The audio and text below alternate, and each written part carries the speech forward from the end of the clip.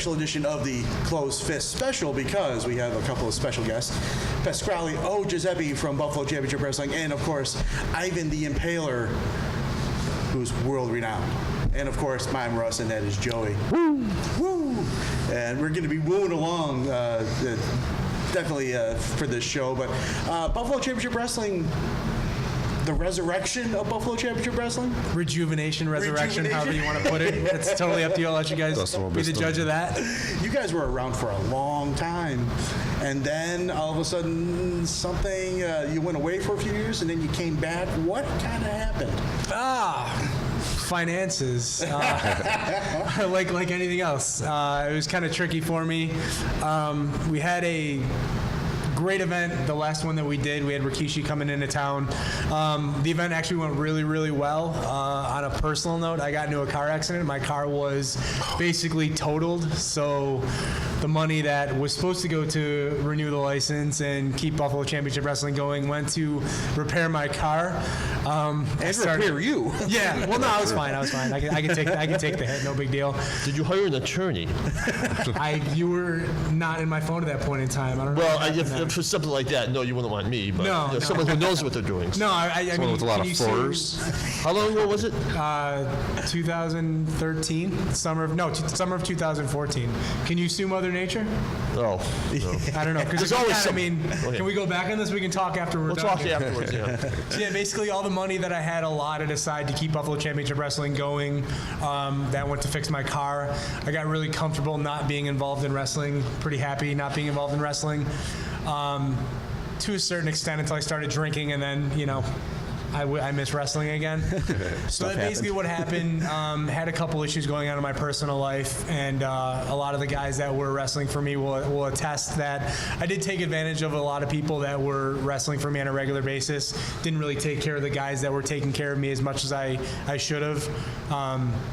So then that, led to a lot of burnout, and here we are 3 years later, and we're talking about our second event back. And, before we close it out today, I'm sure we'll get into our third event that's coming up on January 13th. But long and short story of it, that's basically what happened. A lot of people still gave me a lot of grief because I did have an event advertised for September of that year where we were going to bring in some guys from Ontario, had them face some guys from Buffalo Championship Wrestling. So we might revisit that down the road. You never know.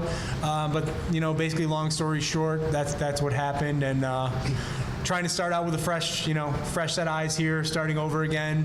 My personal life is going really well. My daily life is going really well. So let's mess it all up with wrestling again. Let's see how that goes. Living the dream.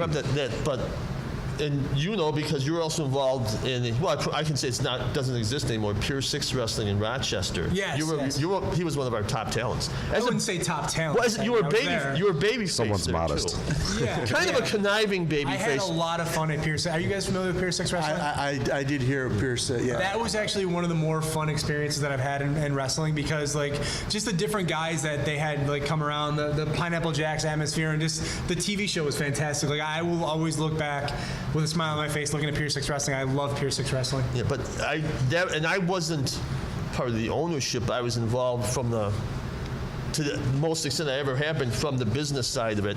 Which you deserve to be, yes. But it's a pain. I can tell you, it's a pain. It is. It sucks. And then you're dealing with wrestlers' egos, which in any business setting, anything, you're dealing with people's egos, and you're dealing with promotional egos too. So I can see anyone who's never been involved in promoting wrestling. I'd love to do that. Well, as Pasquale said, it comes down to money, first of all.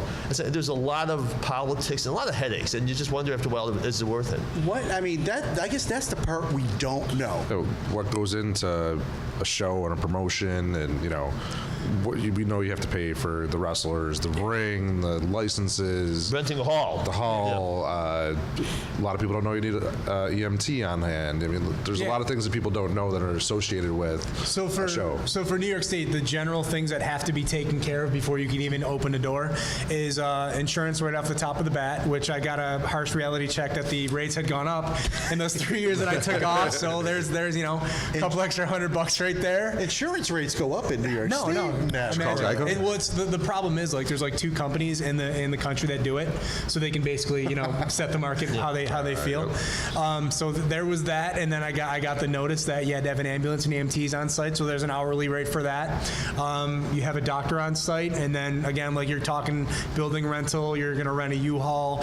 Thankfully, I have a lot of my own equipment. Again, I have my own DJ stuff, so I don't have to rent that. You're paying the wrestlers, and as I was talking to Russ outside, actually.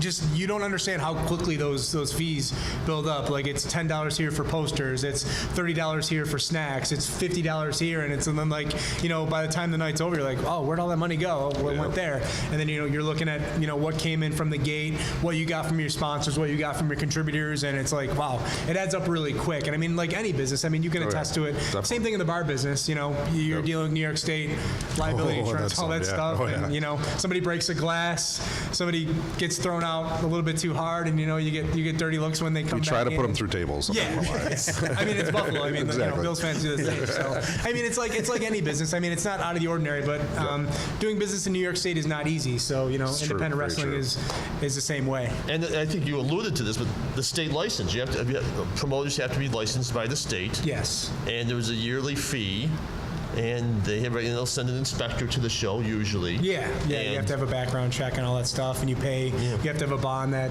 $20,000 bond, which covers any, I guess, would be nefarious details or anything you kind of walked out on or whatever.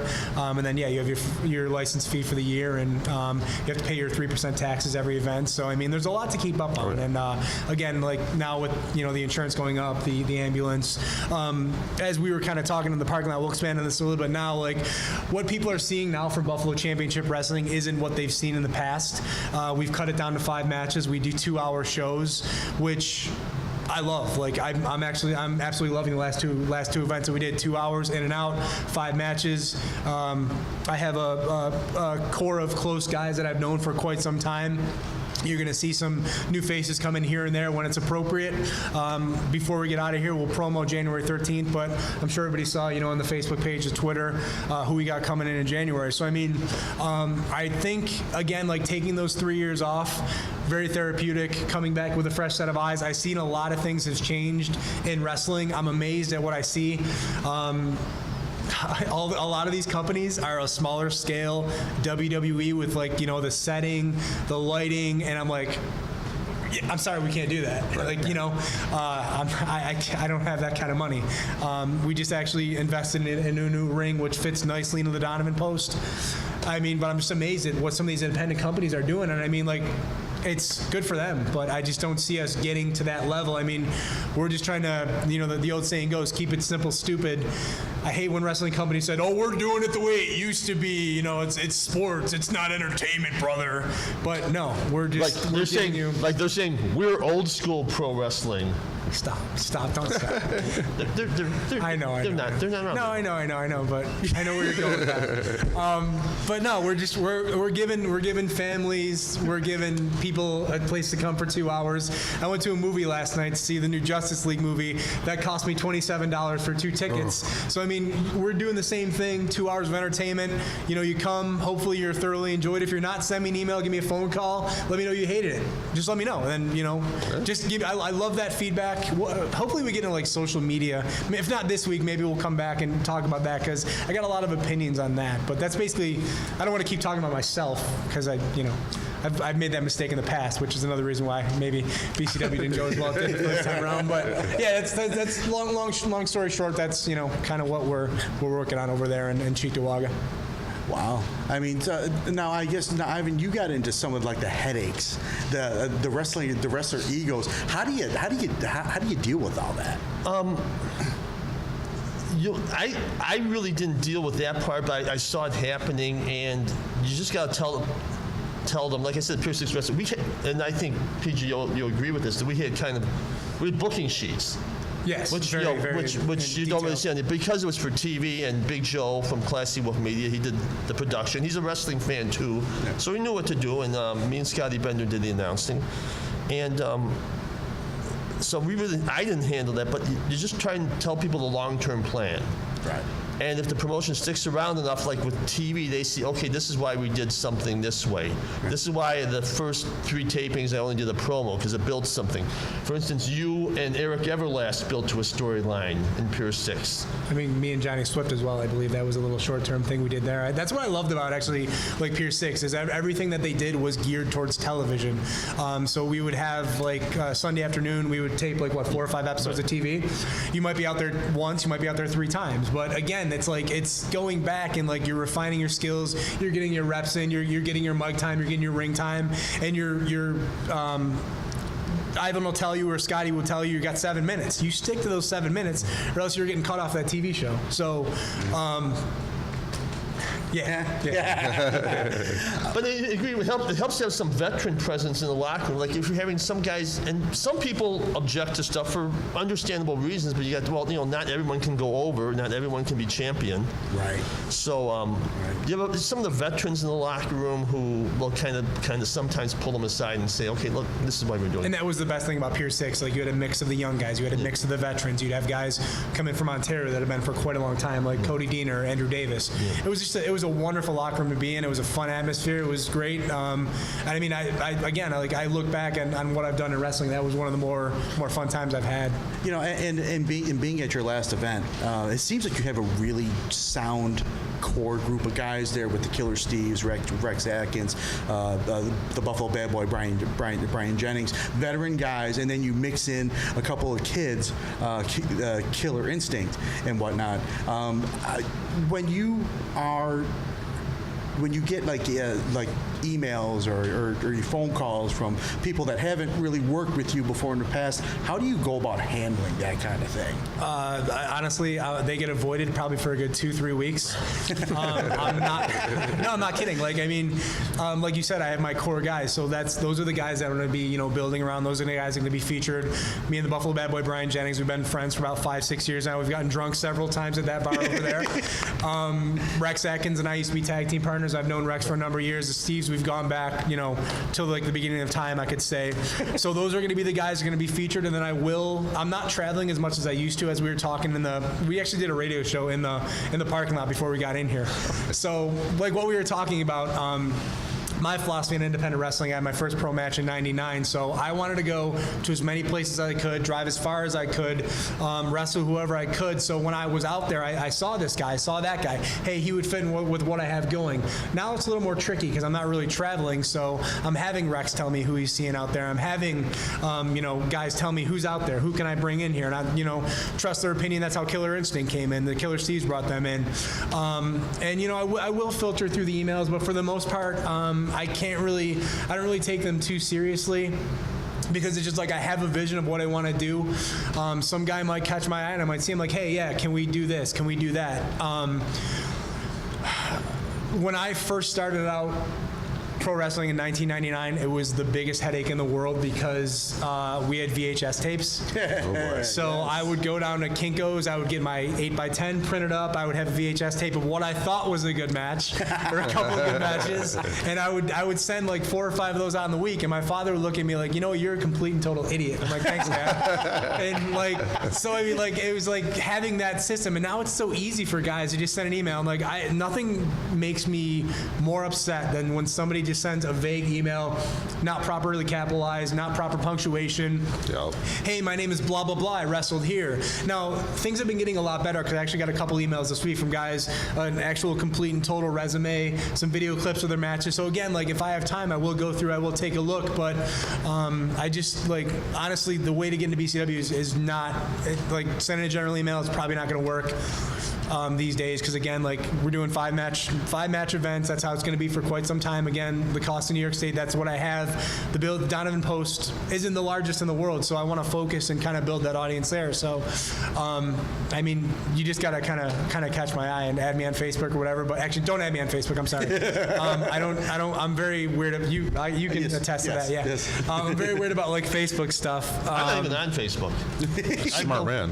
You can't. Well, the thing is, you can't delete it. You can deactivate it, but you can't delete it. But yeah, mostly networking, word of mouth. So, and that's how I'll find guys. You can keep sending emails on a weekly basis. That would be easy. But I just don't have time. Now, Ivan, the wrestling scene in Western New York as a whole,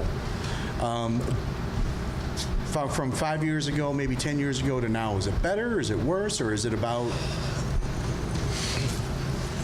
There's a little bit of both. It was around, I'm going to say, 17 years. Actually, the first promotion about the same time that I became involved with, not just as writing a column for Sports and Leisure magazine and the Empire Sports Network, which you're well familiar with, Russ. So it's about 17 years that I've started being involved in promotion. I think it's the ring announcer or something like that. And there was a promotion out in Rochester. It was called New Millennium Wrestling, which is basically now Upstate Pro Wrestling. Yeah, Rochester's evolved in like a bunch of different groups. Yeah, It all started with New Millennium. Yeah, but it's been basically the same core. And then when BCW started, it was really around 2001. I think our first show was like a month after the 9/11 attack. Yes. And you know, when you ask someone to comment on it, and it sounds like I'm kind of picking my words carefully. Someone's always going to get pissed off if you don't put their promotion at the pedestal. Oh, you don't think I'm a great worker or something like that. Now, I will say I'm never trained to be a wrestler. I've never wrestled a match, never worked a match. I tried bumping once, and that didn't go well at all, and that was the end of that. But I think people are more savvy to the business now and into what's going on as opposed to 17 years ago. Which can be a detriment, though, too. Yeah, because they think they know more than they do, and I think I've seen some people use social media to pump themselves up and their image up. When you look at their ring work, and you don't have to be a wrestler to know that you're not very good, or at least you're not good yet. You need more ring work. There are good promotions and there are bad promotions.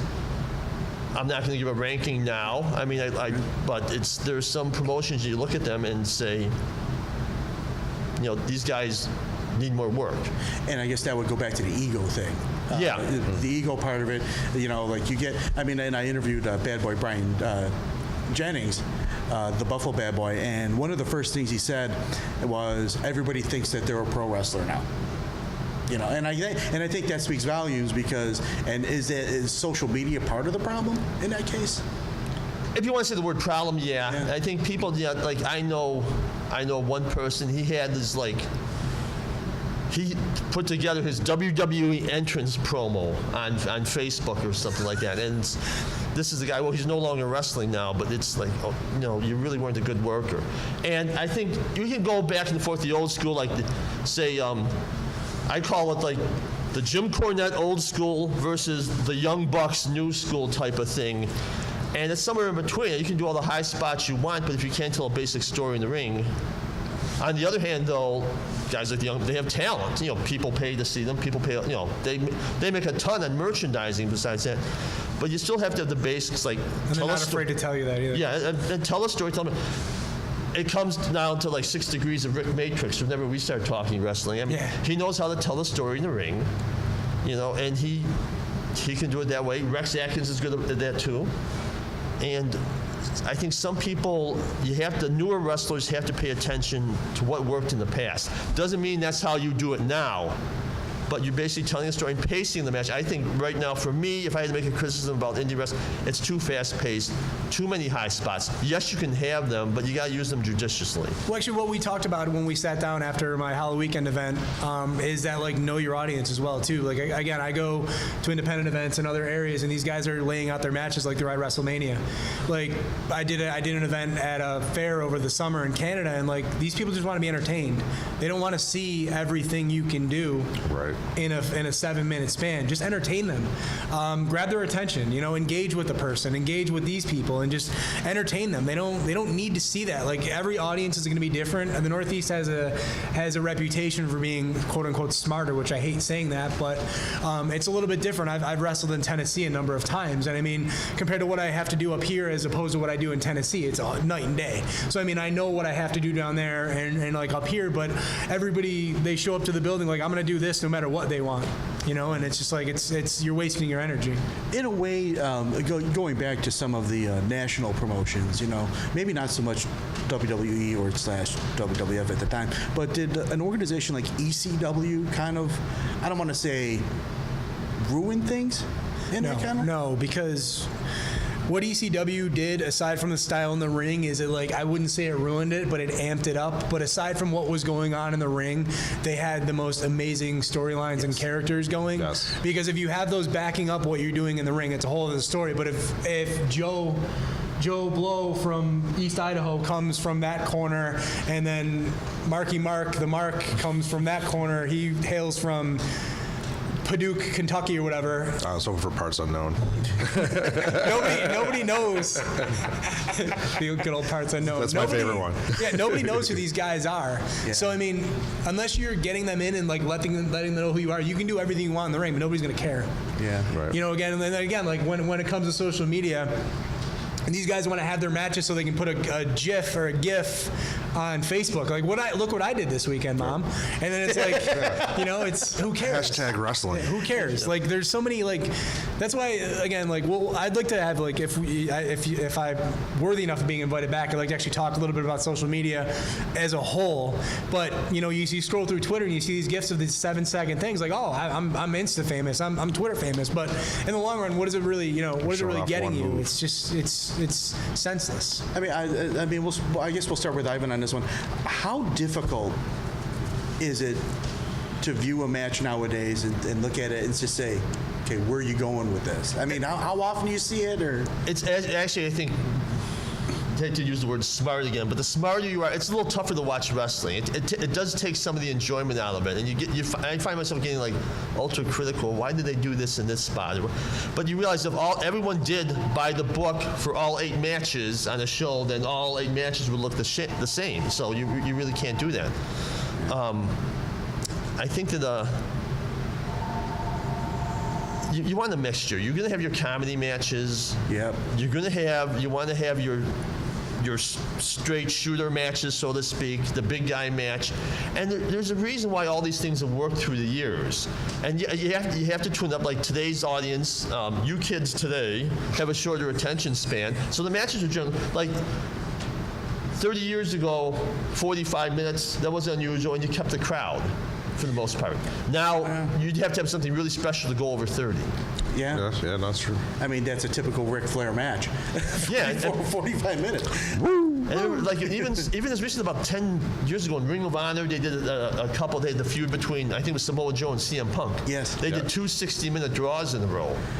Which at that point in time wasn't seen in quite a while. Exactly. Yeah. Yeah. You And don't even see draws very much anymore at all. right. And that's one thing. This is one of my pet peeves about wrestling. And this doesn't apply just to Buffalo Championship Wrestling. I think that when the ring announcer, they should be giving time limits for every match, yes. because you go to some indie shows now. It's really, but when the announcer, he doesn't give a time limit, but when he gives them, this match is a 30-minute time limit. Once they announce the time limit, you know that they're going to go to a draw or they're going to go like 5 minutes left. So I think everything should have a time limit. So That would be like treating it more as a sport, too. yes. You know? That just brings back to the days of going to the Odd to see when WWF used to come here. They would always give you that, and there would always be at least 1 or 2 that would be a draw. Yeah. Yes.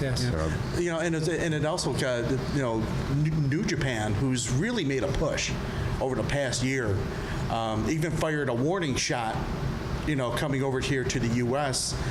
In August with their G1 special and whatnot. You know, Kenny Omega and Okada fought to a draw there. But it was like, but to me, if the action is good, if the story is good, I mean, nowadays, to me, it's more like, just like you said, entertain me. You know, show me something. Do the kids just look for the me moment? You know, kind of like, you know, oh, I'm going to do this move and it's going to be all over High spot, social high spot, media. high spot. Yeah, I mean, has really wrestling just more like evolved to that kind of thing? I'm going to bring up an unfortunate story that happened in another promotion in Western New York where someone did a 630 splash. They tried to do it and they got hurt. Never done one.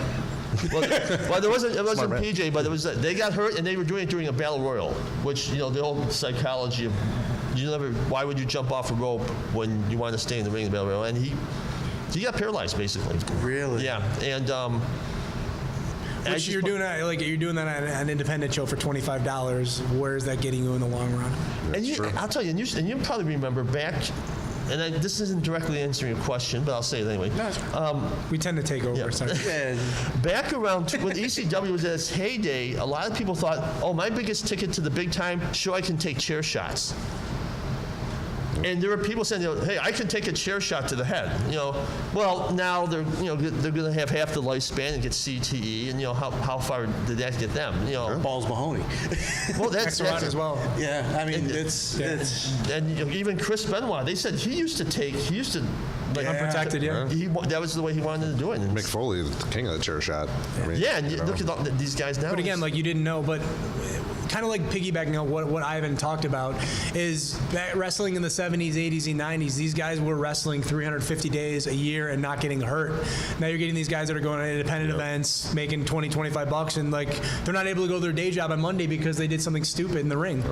I mean, I guess that's the whole, and I guess that's the point right there, is that, back in the 80s, the 70s and 80s, they wrestled, like you said, 350 days, and now you look, and now you fast forward to today, and it's like they can't go to their day job. I mean, is it training? Is it? Where do you put all that on? I think, well, one thing in the back 70s, the style of wrestling. Like, you would look at it now, like, I remember being a kid, and yeah, okay, I'm old enough to remember wrestling around 1970, so you get a clue of my age. He's got a great knowledge of it, though. I mean, But I do remember, because when you do you find like with sports or something, you remember stuff when you were 9 or 10 years old better than say when you were 20 or something absolutely, like that? especially with wrestling too. I mean, I can remember all the main events, all like the first maybe 10 WrestleManias, and after that, it's all a blur to me. Yeah. But if you watched a match from say 1970, and I think the local promotion was NWF. NWF. Yeah, NWF. Pedro Yeah. Martinez, right? Pedro Martinez was the promoter. Ilo DiPaolo's father-in-law. actually. Okay, yeah. But you watch those matches, and I think right now someone watching and say, well, this is kind of boring. I don't think they would say kind of, this is boring, because very few high spots. It was just, arm drags. There was a lot of that. The arm drag. Yeah, arm drags, side headlocks, Not as easy as it looks on TV. Some guy, one guy, Vic Rossantani, his finisher was a sleeper hold, which now you see that as an intermediary hold and something like that.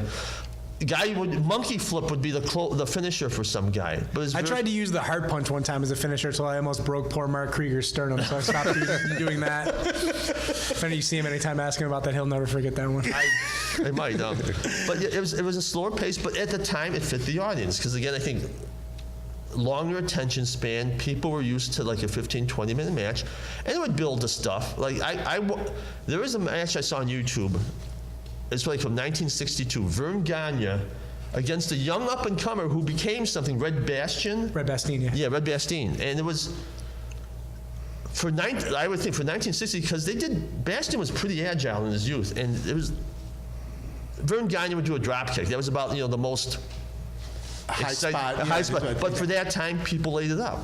And in those rings, a drop kick was a heck of a move. Like, Yeah. you know what I mean? Yeah. Yeah, and but I looked at it, and the crowd seemed in it. For 1962, this was ahead of the pace, ahead of the times. Macho Man versus Ricky Steamboat. I was just gonna say. Just gonna say. That, The greatest matches of all time. Yeah, I remember, but it was great because it was ahead of its time. Like, I remember watching, like, being in my 20s and being jaded, but literally my jaw's dropping. It's like, what are these guys doing? It's great. Or were you jaded because you didn't have a top rope in your bedroom? Probably, I never. Yeah. That's the one thing. Probably it was to my benefit that I never, when I was young, nobody knew about the independent scene, like in the 70s and something. So I probably would have tried. I probably would end up in a wheelchair with Very me. limited then. I had a bunk bed, and hey, anybody who had a bunk bed did the Superfly lead. I broke like 3. Yeah, there you go. There you go. But it's really interesting that you bring up WrestleMania 3. But that was just, like you said, ahead of its time. And I think could that have been the springboard? Do you think? Well, let's talk about WrestleMania 3, because if anybody's been around Al Snow, they've heard this story from him until he was blue in the face. What was the best match at WrestleMania 3? Oh, it was a Steamboat. No! Oh, no. It wasn't. The best match at WrestleMania 3 was Hulk Hogan and Andre the Giant, because everybody paid their money to go see that match. Slam heard around the world. The Steamboat Savage match was the garnish on the steak. It was there. But the steak, the main course, was Hogan and Andre. That was the best match because that was what the people spent their money on to come and see. And again, anybody that's been around Al Snow has heard him say that until he's blue in the face. But it makes complete and total sense because in the long run, the main purpose of this professional wrestling is to make money. So Yep.